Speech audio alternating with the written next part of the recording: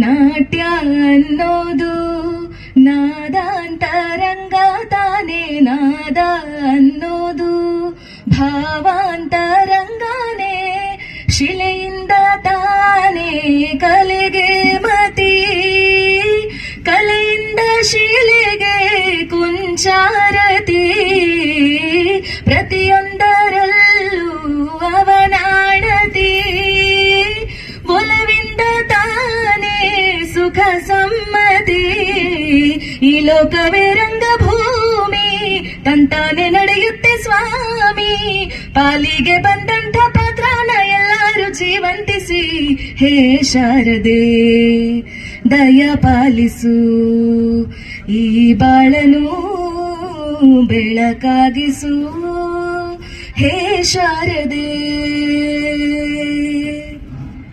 ಧನ್ಯವಾದಗಳು.